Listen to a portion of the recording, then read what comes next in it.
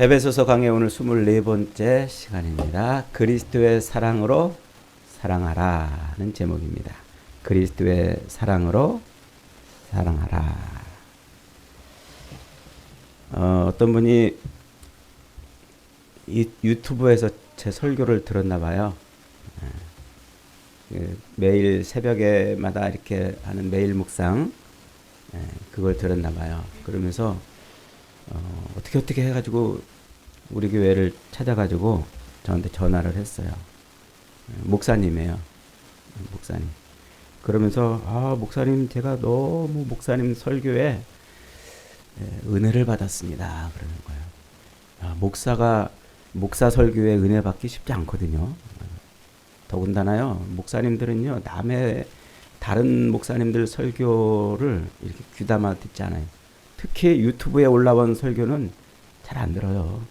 어디 이렇게 이제 집회나 모임이나 회의나 이런 데 가서 설교하면 어쩔 수 없이 듣지만, 일부러 목사님들의 설교를, 다른 목사님의 설교를 이렇게 찾아 듣는 경우는 진짜 많지 않아요. 흔하지 않아요. 근데 그분은 어떻게 하다 이렇게 제 설교를 들었는데 요즘에 제 설교에 빠졌대요. 그래서 너무너무 고맙다고 전화를 일부러 한 거예요. 그래서 제가 물어봤어요. 목사님, 제 설교에 뭐가 그렇게 은혜가 됩니까? 그랬더니 첫째가 세상 얘기 안 한다는 거예요. 세상 얘기. 정말 목사님은 성경만 가지고도 어떻게 그렇게 새벽에도 30분 이상씩 설교를 하냐는 거예요. 성경 이야기만 갖고. 그 두 번째가 성경을 정말 깊이 있게 그 짧은 시간인데도 정말 본문을 놓치지 않고 깊이 있게 이렇게 주애를 하고 한다는 거예요. 세 번째가 목사님 설교의 가장 큰 장점 중에, 좋은 점 중에, 자신이 가장 크게 이렇게 느낀 점 중에 하나가 어떤 본문을 열어도 다 그리스도로 연결되더라는 거예요. 그리스도로 다 연결이 되더. 그러면서 자기는 이런 설교를 찾았는데 목사님 설교 찾았다고. 그래서 제가 그 세 가지를 이렇게 하면서 세상 얘기를 좀 하고 예화도 좀 들고 사람들의 감정도 좀 이렇게 터치하고 그래야 좋은 설교 아닙니까? 제가 반문을 했어요. 사람이 그렇잖아요. 사람이 감정의 동물이라고 말이죠. 우리 사람은 다 감정적이에요. 그래서 감정적인 터치를 하고 말로 여러분들에게 감정적으로 이렇게 뭔가 위로되고 또 힘을 얻고 이런 감정적인 터치를 하는 그런 말이 좀 이렇게 돼야 됐지. 그런 게 좀 있어야 좋은 설교 아닙니까? 그랬더니 오늘 한국교회는 그런 설교가 넘쳐나서요. 한국교회가 지금 망쳐가고 있다 이러더라고요. 저보다 나이는 좀 젊은 것 같은데 말이죠. 너무. 그리고 목사님 설교가 자기한테 큰 위로가 되는 게 어느 본문을 떠들어도 그리스도로 연결이 다 된다는 거예요. 일부러 그렇게 연결시키려고 그러는 게 아니라 진짜 말씀 속에 그리스도가 살아있는 것을 찾아낸다는 거예요. 그래서 일부러 그렇게 전화를 해가지고 이번 주에 만나기로 했어요. 제가 밥 한번 사주기로 했어요. 얼마나 제가 참 이렇게 위로가 되고 힘이 되든지 말이죠. 그래요. 제가 그 목사님의 말씀처럼 오늘날 한국교회 설교는 정말 이 말씀이 그러잖아요. 너희가 성경에서 영생을 얻을 줄 생각하고 성경을 상고하거니와 이 성경은 곧 나에 대하여 증거하는 것이라 그러잖아요. 그러면 성경을 읽을 때마다 그 속에서 우리는 그리스도를 발견해야 돼요. 예수 그리스도를. 그런데 오늘날 많은 설교들은요, 그리스도가 없어요. 그리스도에 대한 이야기는 하죠. 그래서 좋은 얘기, 우리가 듣기 좋은 감정적인 그런 얘기를 이제 많이 하죠. 근데 그것은 여러분, 제가 지금껏 에베소서 강해를 하면서 초점을 맞추고 있는 중요한 초점하고 이렇게 비교해 볼 때 그런 우리의 감정을 위로하고 우리의 감정을 이렇게 고취시키는 그런 말씀은요, 생명이 없어요, 진짜. 왜? 그리스도가 생명이니까. 그리스도가 없으니까 생명이 없는 거예요. 그래서 우리가 설교를 들을 때, 특별히 신앙생활을 할 때 제일 중요한 것은요, 세상에서 세상 종교를 믿고 세상의 신을 믿고 우상을 믿는 그 사람들이 하는 신앙생활과 우리 기독교인이 예수 그리스도를 믿고 하는 신앙생활과 어떻게 다른지를 정확하게 구분해서 내서 신앙생활해야 돼요. 이게 안 되면은요, 이게 안 되면은 그냥 우리도 그리스도를 발견하지 못하고 그냥 세상 사람들처럼 신앙생활하는 거예요. 여러분, 기독교는요, 절대로 이념의 종교도 아니고 세뇌의 종교도 아니에요. 우상 종교는 다 세뇌 종교예요. 반복해서 그 말을 계속하면 자기도 그렇게 믿어지는 것처럼 여기는 거예요. 그래서 세상 종교는 항상 세뇌를 시킨단 말이에요. 세뇌. 하나님이 여러분을 복 주실 겁니다. 여러분에게 뭘 하실 것입니다. 여러분을 붙드시고 사랑하시고 여러분을 지키시고 여러분을 쓰러뜨리지 않게 하시고 그 고난에서 이겨내실 것입니다. 계속 그 비슷한 얘기, 어느 본문을 열어도 그 비슷한 얘기를 반복함으로 자기도 모르게 세뇌를 당하는 식의 신앙생활을 해요. 물론 모든 목사님들의 설교가 다 그렇다는 건 아닙니다만 대부분의 한국교회 설교들이 그래요. 그래서 안타까움이 있죠. 이 에베소서만 제대로 읽어도요, 신앙이라는 건 이렇게 세뇌시키는 게 아니구나 하는 것을 알 수가 있어요. 우리가 에베소서 공부할 때 지금까지 집중해서 공부한 게 뭐예요? 바로 그거예요. 우리 자신이 그리스도 예수로 말미암아 변화된 존재라는 것을 깨달아야 된다고 그랬죠. 변화된. 우리가 그리스도 예수로 말미암아 변화되었다라고 말할 때 그것을 다른 말로 교회가 되었다 이렇게 표현을 했죠. 그 교회가 되었다. 교회라는 말이 뭐라고 그랬어요? 교회?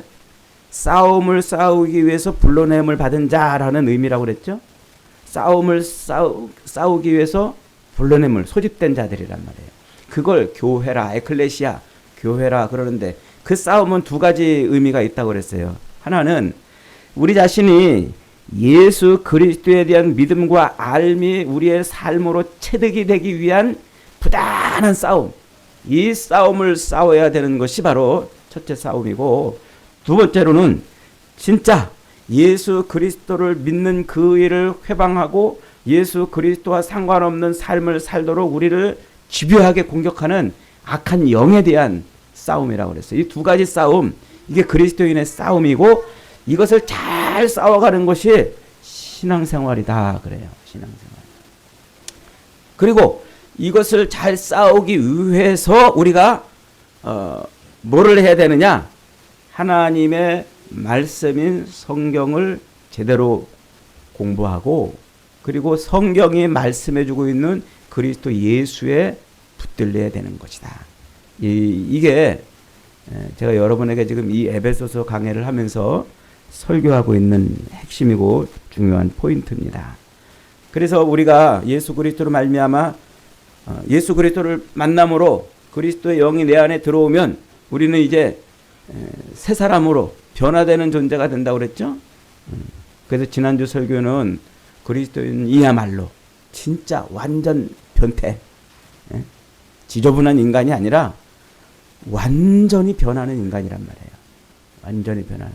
그런 의미에서 우리 그리스도인은 완전히 예수 그리스도를 인해서 완전한 변화된 삶을 사는 존재가 되어야 된다는 말이에요. 그 변화된 삶을 사는 그 수준은 세상 사람들이 말하는 윤리적이고 도덕적인 그런 수준이 아니에요. 윤리적으로 도덕적으로 거짓말 안 하고 착한 일하고 나쁜 일 안 하고 도적질 안 하는 그런 윤리 도덕적인 측면의 이야기가 아니고 실제로 내 안에 들어와 계신 예수 그리스도, 실제로 내 안에 들어와 계신 그 성령을 인해서 내가 완전히 변하는 거란 말이에요. 변하는 거. 그럼 내가 내 안에 성령이 들어와 있는지, 내 안에 성령이 들어와 있는지 안 들어와 있는지를 알 수 있는 게 뭐냐? 그게 우리의 변화된 삶의 양태, 삶의 모습이다 하는 거예요. 말로는 예수를 믿는다고 말하고 말로는 나 하나님을 믿는다고 말해도 실제로 자기 삶의 양태가 하나님을 믿는 삶의 모습이 나타나지 않는다면, 그리스도인으로서의 오늘 사도 바울이 에베소서에서 말하고 있는 그런 기준이, 그런 삶이 나타나지 않는다면 그는 거짓 그리스도인이라는 거예요. 거짓 그리스도인. 그래서 에베소서는 우리가 내가 교회가 되었다는 게 뭔지, 그러면 교회가 됨으로 말미암아 내 삶은 어떻게 바뀌어야 되는지, 내 삶이 그렇게 교회의 삶으로 바뀐다면 그러면 나는 이제 어떤 신앙생활을 해야 되는지 이걸 정확하게 우리에게 가르쳐 주고 있는 것이죠. 그래서 바울은 예수 그리스도의 그 십자가 사건을 만들어내시기 위해서 하나님께서 창세전부터 작정하시고 섭리하셔서 그 깊은 경륜을 통해서 그리스도의 십자가 사건을 만들어냈다 하고 1, 2, 3장에서 설명했다고 그랬죠. 그래서 그 예수 그리스도의 십자가 사건이 저것이 나를 위한 사건이구나, 그리스도께서 나를 위해서 십자가에서 죽으셨구나 하는 것을 내가 accept, 아멘하고 받아들이면, 그걸 저게 내 사건이구나, 그리고 내가 예수 그리스도를 나의 구주로 고백하면 그러면 이제 그리스도의 영이 내 안에 들어오신단 말이에요. 입술을 벌리는 순간 그 믿음의 고백을 통해서 내 안에 들어오죠. 그럼 내 안에 들어오신 그 그리스도의 영이 나를 완전히 나를 지배하는 삶을 사는 거예요. 옛사람은 내가 나를 지배하는 삶이었어요. 그래서 자기 욕망과 욕심과 정욕과 이런 것을 채우려고 몸부림치며 살았던 삶이죠. 그런데 이제는 그걸 버리는 삶이에요. 그걸 버리는 삶. 그래서 사도 바울은 이제 그 자기 욕망과 욕심을 버리는 그 싸움을 싸우는 삶을 우리로 요구하면서 이제 옛사람을 벗어버리고 새 사람을 입어야 된다 그랬어요. 새 사람을 입는 데 있어서 가장 중요한 것은 내 안에 계신 성령을 따라 사는 거예요. 성령을 따라 사는. 근데 이제 문제는 성령이 내 안에서 막 말씀을 하시면 내가 알겠습니다 하고 순종이 되잖아요. 근데 이 성령이 내 안에서 말씀을 안 하시는 거예요. 어떤 사람들은요, 그 성령의 음성을 들으려고 관상기도 같은 것도 이제 해야 된다고 그러고, 그래서 막 깊은 묵상을 통해서 내 안에서 성령이 말씀하시는 소리를 내가 들어야 된다. 그러려면은 뭐 텔레비도 끊어야 되고 휴대폰도 내려놔야 되고 뭐 그런 이제 금욕주의적인 삶을 또 주장하는 사람들이 있어요. 그런 게 아니에요. 성령은 그렇게 말씀하시는 분이 아니에요. 성령은 반드시 뭘로만 말씀하세요? 성경으로만 말씀하세요. 그래서 제가 여러분에게 말씀드린 것처럼 성경은 성령의 주민등록증이에요. 그래서 성경은 오직 성령이 성경을 통해서만 역사하시는 거예요. 뭐 성령이 뭐 이상하게 무슨 역사해가지고 무슨 신사도 운동이라고 그래가지고 기독교의 또 다른 어떤 형태로 성령의 역사를 강조하는 그런 부류들이 있어요. 그래서 뭐 성령이 뭐 무슨 어마어마한 무슨 이적과 기적 같은 일을 벌이는 것처럼 자꾸 설명하는데 그걸 이제 신사도주의라 이렇게 이제 말하는데 그것은 잘못된 거예요. 성령은 뭘로만 통해서 말씀하신다? 성경을 통해서만. 그래서 우리가 성경에 집중을 해야 될 필요가 있고요. 이제 그러면 내 안에 들어와신 성경이 성령을 통해서 나한테 말씀하시는데 그 말씀이 어떻게 내 삶에서 나타나야 되는지 오늘 5장은 이것을 또 다른 각도에서 설명하는 거예요. 4장에서 말하는 것을 역시 같은 얘기를 지금 5장에서는 다른 각도로 지금 설명하고 있어요. 이걸 놓치면 안 돼요. 자꾸 우리 그리스도인들이 무슨 예수 믿으면 착해야 되고 예수 믿으면 사랑해야 되고 예수 믿으면 뭐 나쁜 짓 안 해야 되고 예수 믿으면 이제 좋은 사람 돼야 되는 어떤 윤리 도덕적인 내가 자꾸 선한 사람이 되어져 가는 그런 과정으로 자꾸 성경을 읽으면은 우리는 진짜 성경이 말하고자 하는 진짜 그리스도의 은혜를 못 받아요. 왜냐하면 내가 그런 사람이 자꾸 돼야 되거든요. 근데 안 되면, 그렇게 윤리 도덕적으로 점점 나아지는 삶이 안 되면 어떻게 해요? 그것 때문에 좌절하고, 그것 때문에 늘 죄의식에 사로잡히고, 그걸 이루려고 어떤 율법적 도덕적 기준을 정해놓고 그 법을 자꾸 지키려고 막 애를 쓰는 거예요. 그 율법주의 신앙이란 말이에요. 성령이 내 안에 들어와 있다면요, 나는 뭐 하게 돼 있어요? 뭐 하게 돼 있어요? 변화되게 돼 있어요. 성령이 나를 자꾸 지배하면요, 그렇게 나는 변화되게 돼 있단 말이에요. 그래서 성령이 나를 지배한다는 이 말의 의미를 알아야 돼요. 예. 자, 오늘 1장에서 이제 1절에서 이렇게 말합니다. 그러므로 사랑을 받는 자녀같이 너희는 하나님을 본받는 자가 되라. 갑자기 이제 분위기를 한번 싹 바꾸죠. 그러므로라고 말하죠. 그러므로라는 말이에요. 앞에서 너희가 이렇게 됐으므로, 너희가 이런 존재가 됐으므로라는 거예요. 그런 존재가 뭐예요? 하나님의 성령이 우리 안에 들어와서 우리로, 하나님의 성령이 내 안에 들어와 있는지 그렇지 않은지를 판별할 수 있는 기준들을 쫙 말씀해 주셨잖아요. 그게 거짓을 버리라는 것이고, 그게 또 도적질하지 말라는 것이고, 그게 악독과 분냄과 노함과 떠드는 것을 끊어버리는 것이고, 그것을 악의를 버리는 것이라고 그랬잖아요. 그랬다면 이제 우리가 안에 들어와 있는 성령이 내 안에서 역사하는 그런 존재가 되었다는 거예요. 그러므로 뭐가 되라? 너희는 사랑을 받는 자녀같이 너희는 하나님을 본받는 자가 되라. 본받는 자가 되라. 이 본받는다, 이 말이 되게 중요한 말이에요. 본받는다. 본이라는 말, 본이라는 말을 미메타이라고 지금 오늘 본문은 이렇게 설명하고 있는데, 틀이란 말이에요. 틀. 영어로 다른 말로 폼 알죠? 틀 알죠? 우리말로 틀이라고 하는 거. 하나님의 틀에 나를 넣어라, 이 말이에요. 하나님의 틀에 나를 뭐하라? 넣어라. 내가 하나님의 사랑을 받는 자가 되었다면, 하나님의 사랑을 받는 자라는 말이 내 안에 예수 그리스도가 있다는 말이에요. 내 안에 성령이 들어오셨다는 말이에요. 그러면 내 안에 그렇게 성령이 들어오셨다면, 여러분 안에 성령이 그렇게 들어오신 사람이라면, 그러면 뭐하라? 하나님의 틀 속에 여러분을 넣어라, 이 말이에요. 하나님의 틀 속에 여러분을 넣어라. 군대 가면은요, 이제 소집영장 받고 군대를 가잖아요. 그러면 군대 딱 가면은요, 군대에서 제일 먼저 하는 일이 뭔 줄 아세요?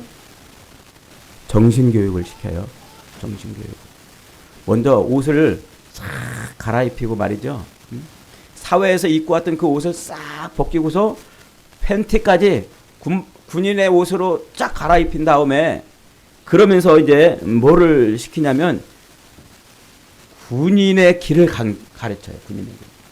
그래서 군인의 복무, 군인의 길, 이런 거 암송해야 될 몇 가지를 계속 암송하게 해요.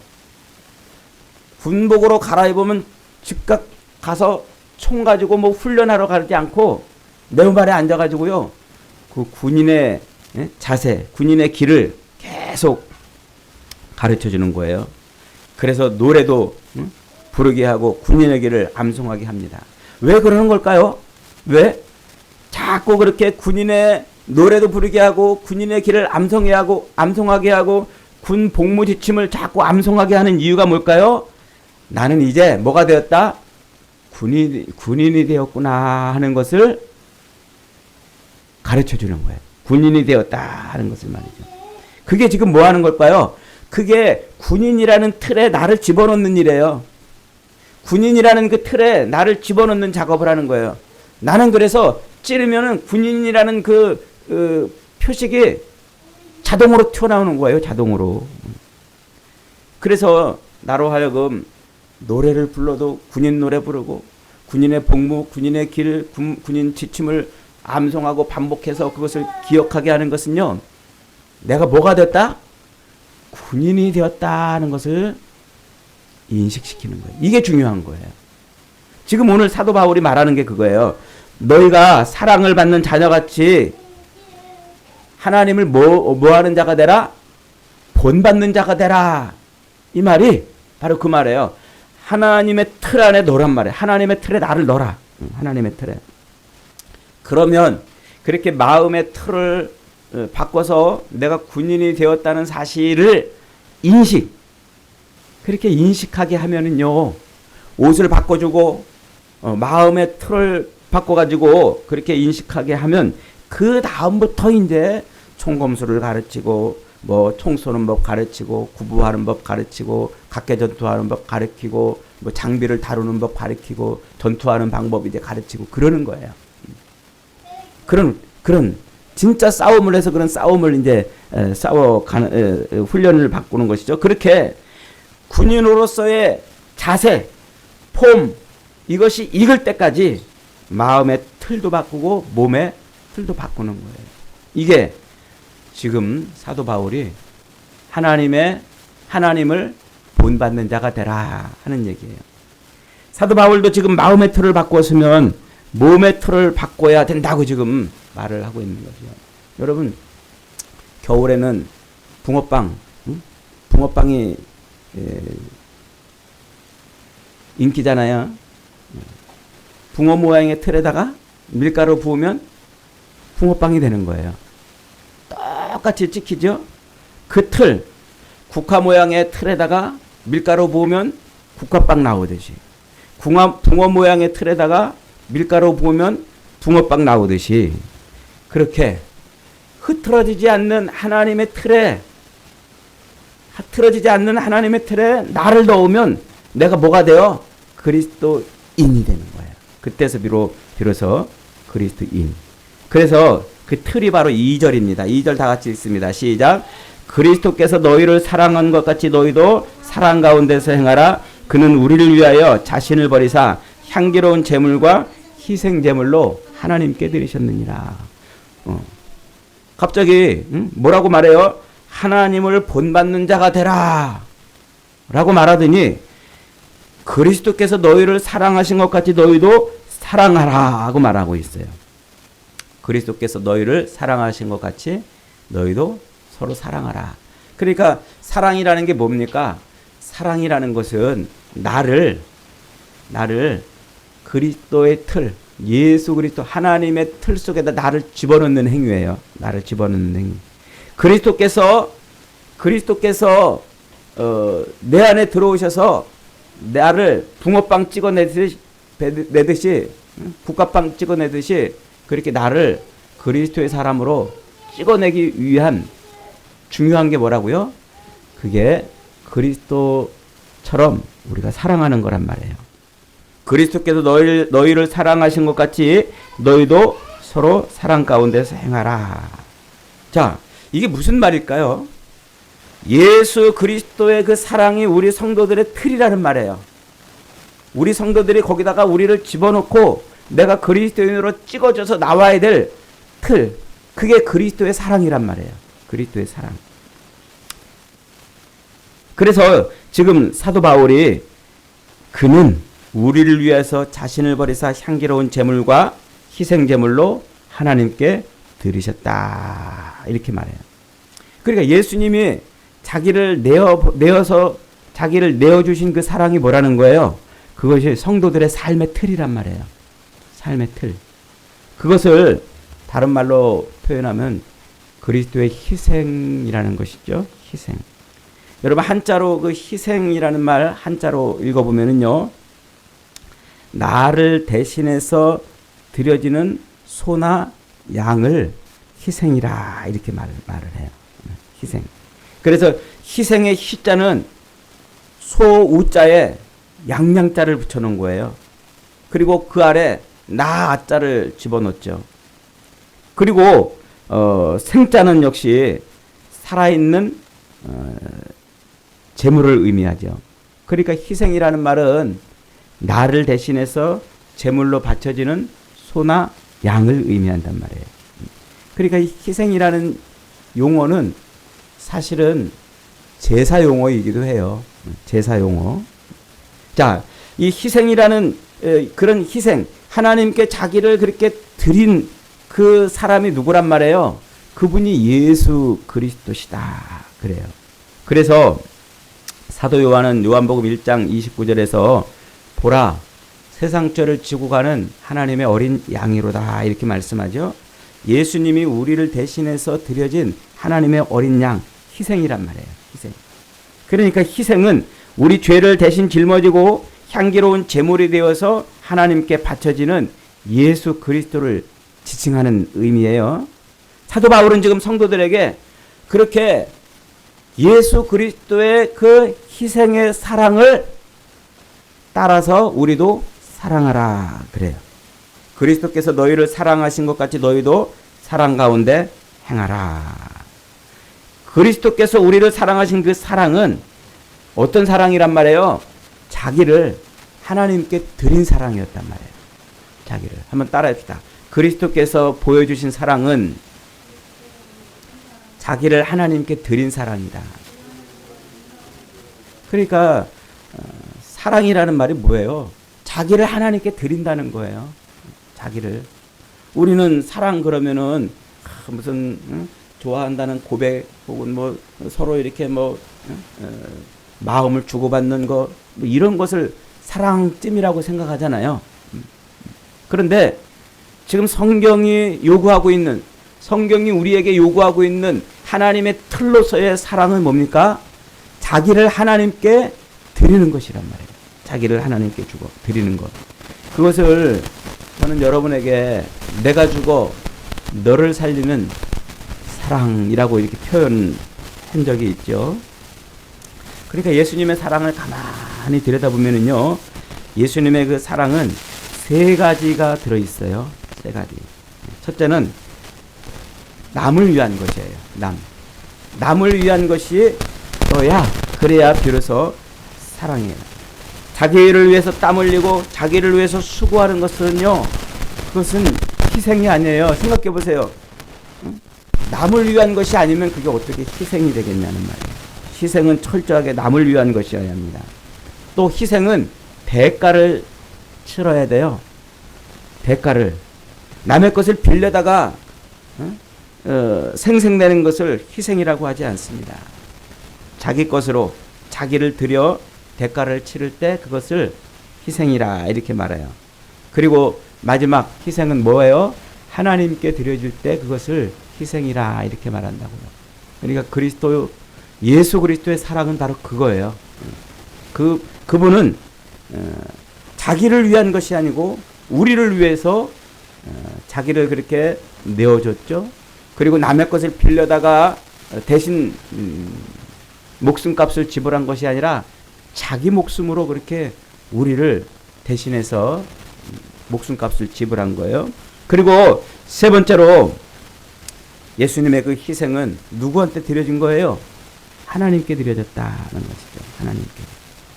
희생의 열매를 자기가 스스로 먹거나 희생의 열매를 사람에게 돌리거나 희생의 열매를 사탄에게 바치는 이런 것은 온전한 희생이 될 수 없어요. 그 영광과 열매를 온전한 제물로 하나님께 드리는 것, 그것을 희생이라고 말하고 그 희생의 삶을 산 것을 예수님의 사랑이라 이렇게 말해요. 그러니까 예수님의 사랑은요, 우리가 감히 그냥 이렇게 따라서 살 수 있는 사랑이 아니에요. 그냥 이렇게 우리도 예수님 사랑처럼 사랑해야지 이럴 수 있는 게 아니에요. 어떻게 사랑해요? 예수님은 원수까지도 사랑하라고 그랬잖아요. 그러니까 우리가 생각하고 있는 윤리, 도덕적인 의미에서의 사랑이 그것이 그리스도인의 사랑이 아니란 말이에요. 그리스도인이 사랑해야 될, 보여야 될 사랑은 국화빵 틀에 밀가루 부으면 국화빵 나오듯이, 붕어빵 틀에 밀가루 부으면 붕어빵 나오듯이 하나님의 틀에 우리를 집어넣으면 거기서 하나님의 사랑이 튀어나와야 돼요. 그 하나님의 사랑이 곧 그리스도의 사랑이란 말이에요. 그리스도의 사랑. 자기 것으로 자기를 희생한, 그리고 하나님께 드려지는 바로 그런 사랑이란 말이죠. 그러니까 여러분, 그리스도인이 서로 사랑하자라고 말할 때 그 사랑은 우리 이제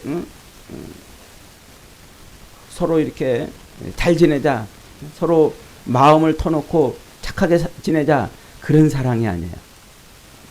근데 우리가 교회가 되었다, 내가 이제 교회가 되었다는 말은요, 그 사랑, 하나님의 틀 속에 나를 집어넣는 그 몸부림을 쳐야 되는 거란 말이에요.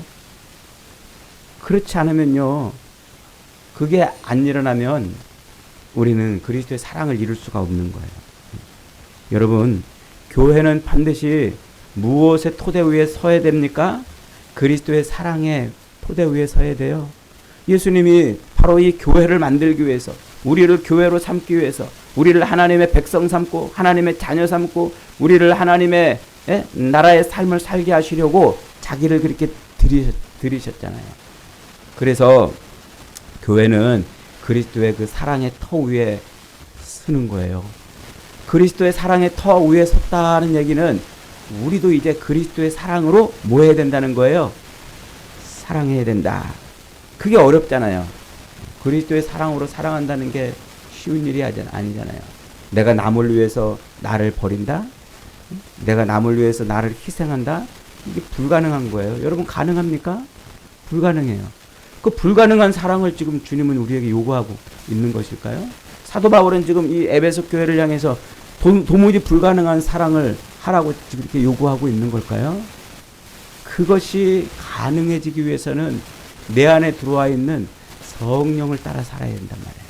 성령을 따라. 그래서 내 안에서 성령이 나를 완전히 지배하도록 나를 주님께 내어 놔야 된다는 말이에요. 그것이 바로 사랑의 원천이고 사랑의 힘이고 사랑의 능력인 것이죠. 오늘 사도 바울은 여기서 우리에게 그리스도를 따라 사랑하는 자가 되라 이렇게 말하면서 그 사랑이 인간들이 행하는 그 사랑과 명확하게 어떻게 구별이 되는지를 3절부터 설명하고 있어요. 3절 한번 읽어봅니다. 은행과 온갖 더러운 것과 탐욕은 너희 중에 그 이름조차도 부르지 말라. 이는 성도에게 마땅한 바니라. 그러니까 음행하는 것, 또 더러운 것, 탐욕, 이런 것들이 우리 성도들에게는 뭐 해야 된단 말이에요? 나타나지 말아야 된단 말이에요. 근데 우리가 살면서, 세상에 살면서 우리가 그런 것에 늘 사로잡혀 살잖아요. 욕망이, 욕심이. 그래서 우리도 세상적인 욕망, 세상적인 욕심으로 충만한 삶을 살잖아요. 그래서 그런 삶을 살고 있는데 지금 사도 바울은 우리가 행하고 있는 그런 욕망과 욕심에 이끌리는 사랑은 성령에 이끌리는 사랑이 아니라고 지금 말씀하고 있는 거예요. 자, 그 다음에 4절 한번 읽어봅니다. 누추함과 어리석은 말이나 희롱의 말이 마땅치 아니하니 오히려 감사하는 말을 하라.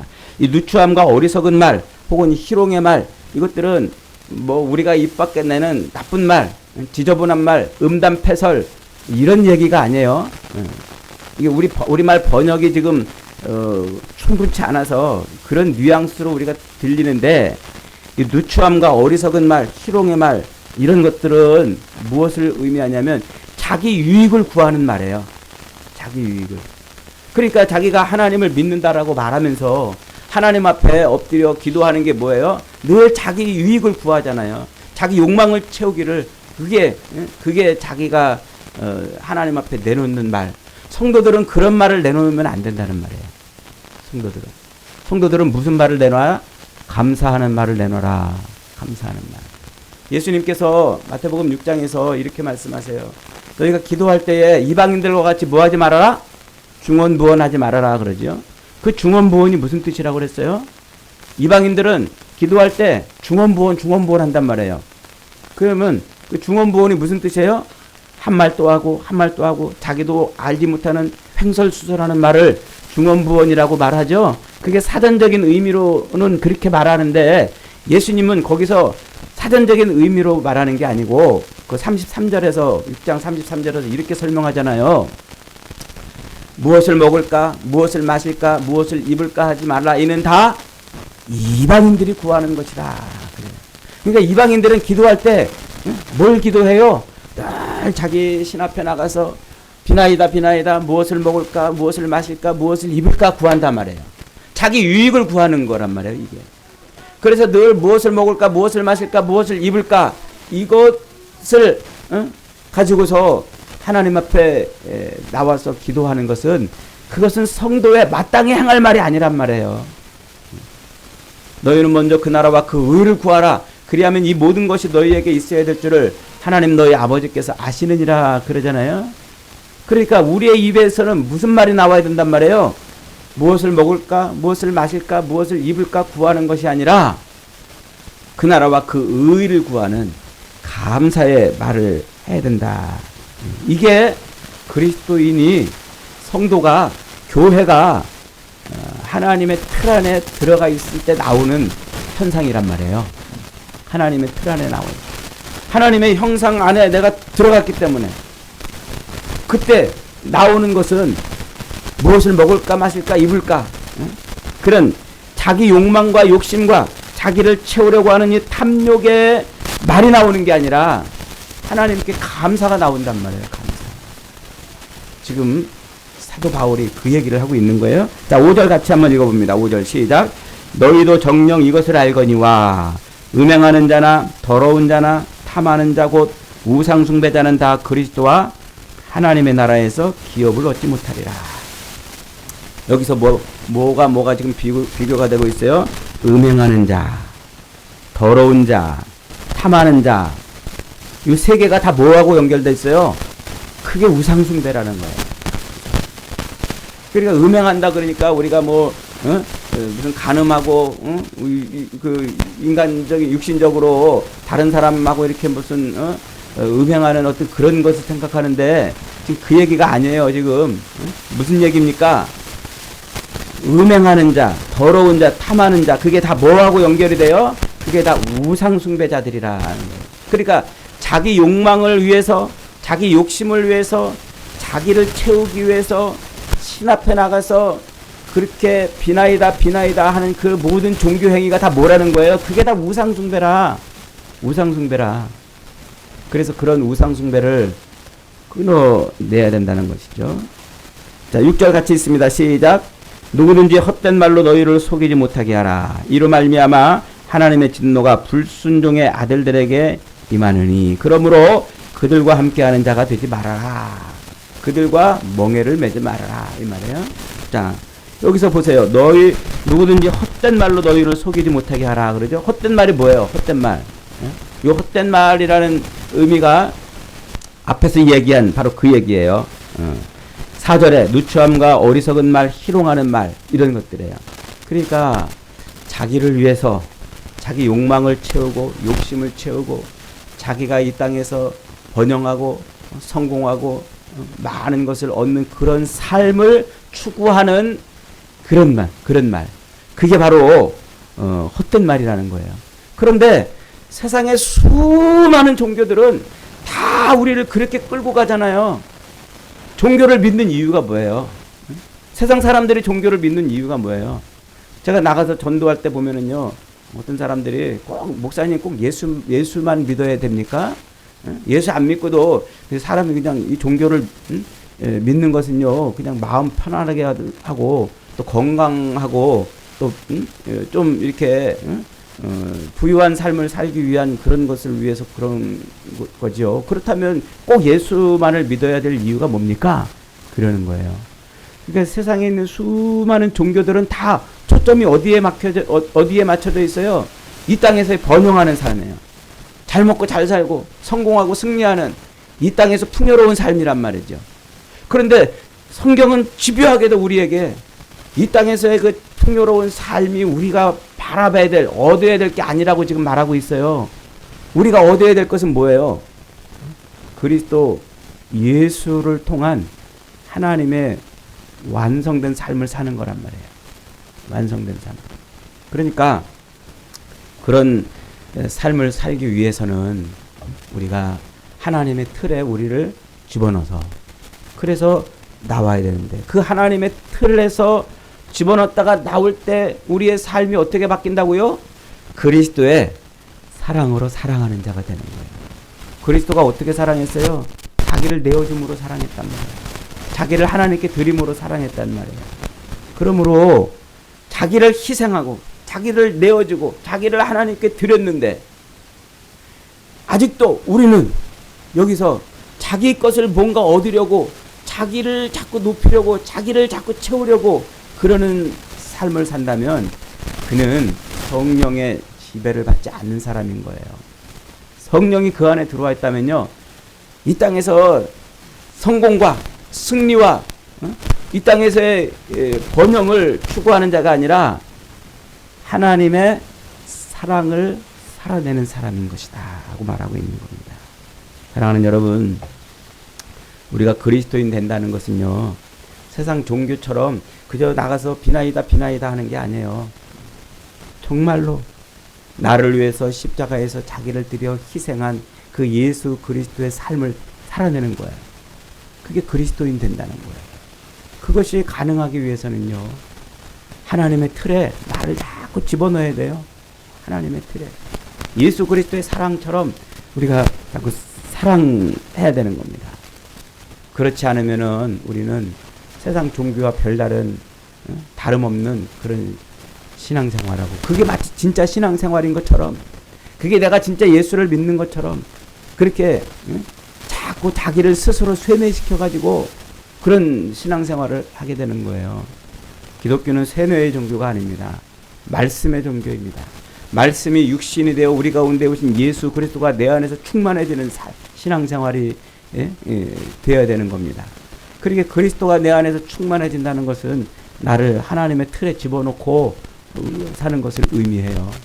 저와 여러분들이 이 땅을 사는 동안 그리스도 예수로 충만해지는 삶이 되기를 축복합니다. 그래서 세상 사람들이 추구하는 것 같은 그런 신앙생활이 아니라 진짜 교회로 부르심을, 싸움을 위해서 부르심을 받은 대로 치열하게 싸워서 예수 그리스도의 예수 그리스도를 믿는 이 믿음과 삶이 자기 삶의 체득이 되도록 치열하게 싸우고, 그리고 나를 자꾸 넘어뜨리려고 하는, 자꾸 세상으로 나를 끌고 가려고 하는 그 악한 영과 치열하게 싸워서 끝내 멋진 그리스도의 사람이 되기를 축복합니다. 그래서 진짜 아름다운 교회로 저와 여러분들이 세워질 수 있기를 주님의 이름으로 축복합니다. 아멘.